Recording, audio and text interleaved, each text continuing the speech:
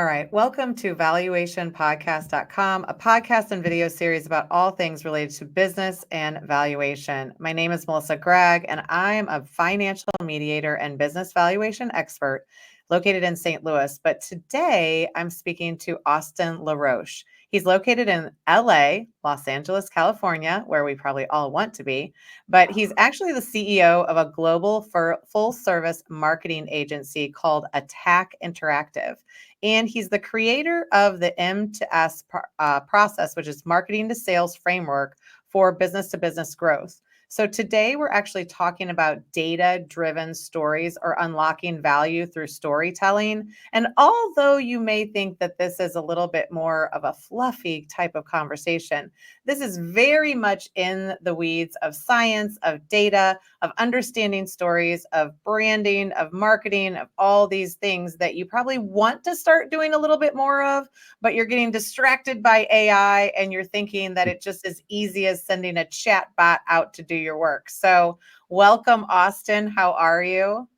I'm doing great. Thanks so much for having me, Melissa. We're so focused on, the messaging and the story and that we're conveying the right things, and we're having, various softwares running through our content and saying, oh, it's A++, it's amazing and everything. And then we post it out.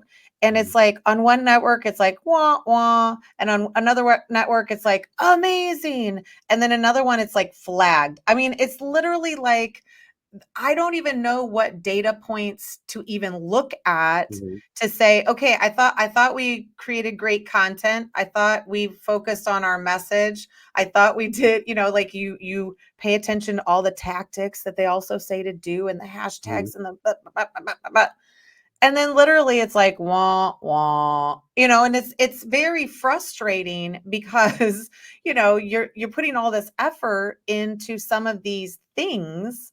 And what should I be looking at? Should I be like, how do I correlate? Because people are like, well, have you gotten a client off of TikTok? And I was like, yes, I have, but that's only because they made it through the entire pipeline. And I think what you're talking about is a lot of this, but like, how do I get out of the weeds? Like, I'm looking at all these things and it's whatever shiny penny is distracting me. Where should I really be focused from a data standpoint at this point, right? Let's start with purpose. Okay. What is the purpose of a piece of content?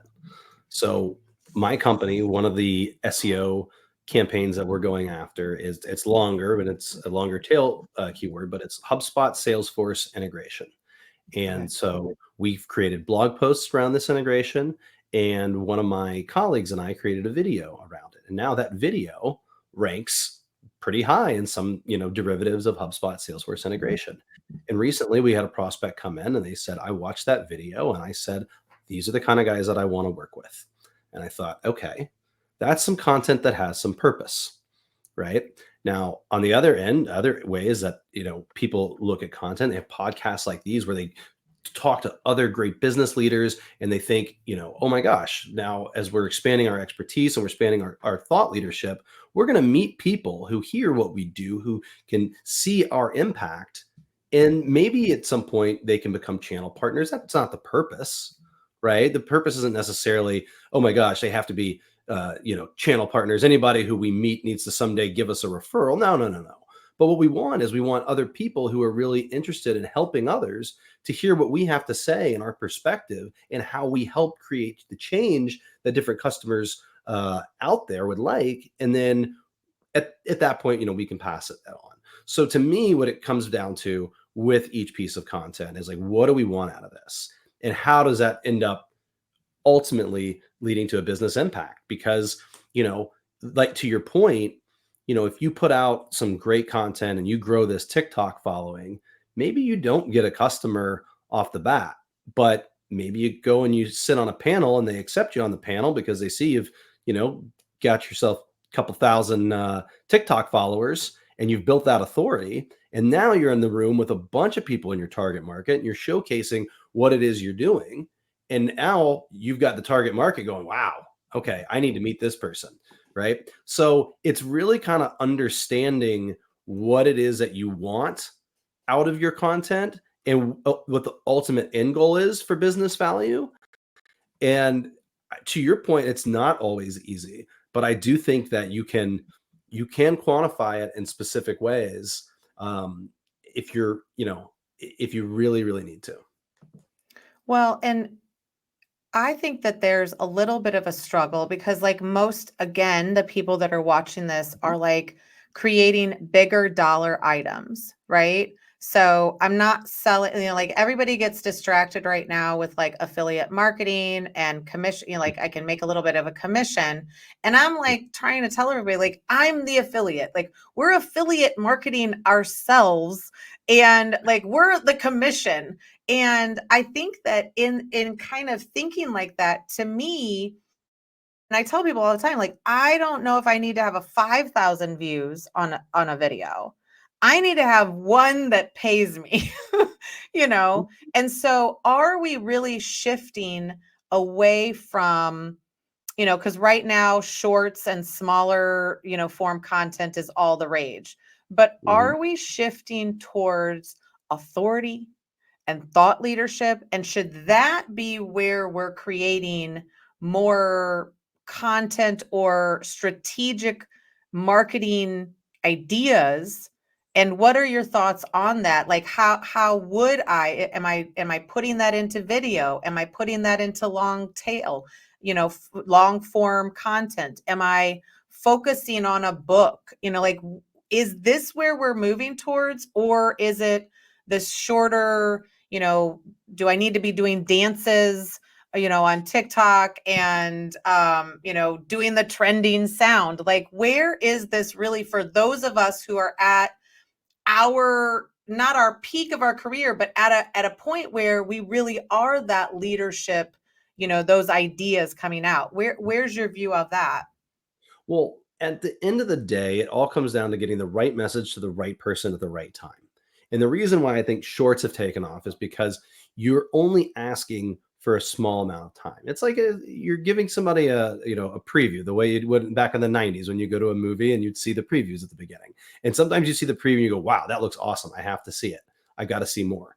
And so I think when shorts feed into something bigger, that's where they have the most impact, because you're saying, I know that I only have such a short time to grab your attention. I'm competing with a lot of people for your attention today. And I'm going to put something that is going to grab you. And then I want you to go and I want you to see longer how I can, for lack of a better way of saying it, some people think this word has a negative connotation, but persuade you to continue to learn more about me and how I can help you along the way. So I think, you know, everybody's out there shopping. Everyone's trying to get everyone's attention. So sometimes you have to grab people in a short period of time just to go, hey, give me a little bit more time. It's going to be worth it.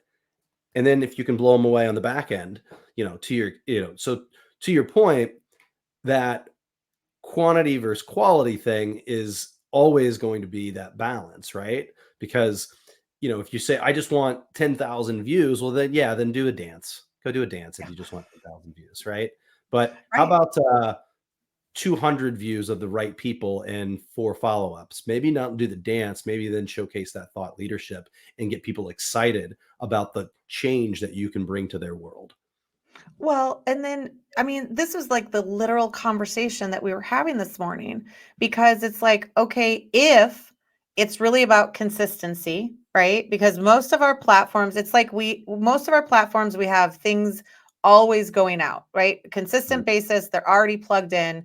And then anything we do is kind of additionally, right? Like you're doing the dance or you're doing this, oh, I had this client, this courtroom drama, but we're starting to find that there's really reasons and seasons for content. There's platforms of what you create, like in some of these, they're seeing us for the first time. Every single short is for the first time. So it's just like give you a little bit and then you have to get them in your funnel. How many professional services firms are you seeing really put some effort into the funnel, put some effort into the automation of, like these people coming in? Because the firms of the olden days, of big firms with hundreds of employees, is no longer. we're having these smaller firms. We need to be more efficient. We need to be more effective.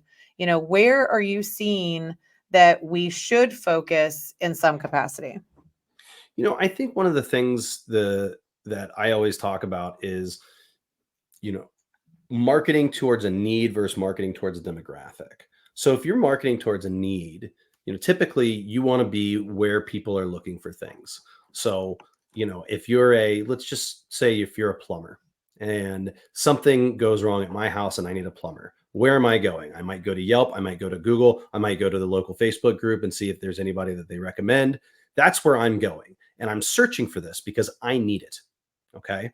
That's where so if I'm a plumber and and I want to be where people are, I want to have good relationships with the community so that people might recommend me in the Facebook group. I want to make sure that my listing is as high on Yelp as possible, as well as Google. So that's where I want to invest my marketing dollars, because that's where people are searching. And quite frankly, when they need me quick, right? Now, if I am this cool AI product that nobody realizes that it can change their life, then I've got to market to a demographic. And marketing to a demographic is harder than marketing to a need. Okay. When you're marketing to a demographic, you're saying, I have this thing that you've never thought of that can change your life. And so I'm going to paint the promised land for you. I'm going to show you what the world looks like and what your world could look like with me in it. But I might have to show you 7 to 10 times. Okay. Like you might have to really see this over and over again before you take an action. And I think when you're a company that's marketing to a need, you see more like immediate wins. And when you're having to market to a demographic, it is harder. You're pushing more thought leadership. You're having to get more eyeballs. You're having to the convincing period is quite longer, right? To go, hey, like take a meeting, take this demo. Like this could really, really be great for you. So I think it's like really understanding where you're marketing to a need versus where you're marketing to a demographic, setting proper expectations for yourself. But then once you understand that path, like think about what you want your ideal prospect, what you want their path to be, and put yourself in their shoes too, right? I think we've all been in meetings where we thought we were just kind of introduced to somebody, and then before you know it, they're like, "Do we have a deal or not?" And you're like, "What are we talking about?" Like, like wine and dine me a little bit here, pal. So, it's just kind of understanding your business, your funnel, and then how to market to a need, but also how to market to the demographic as well.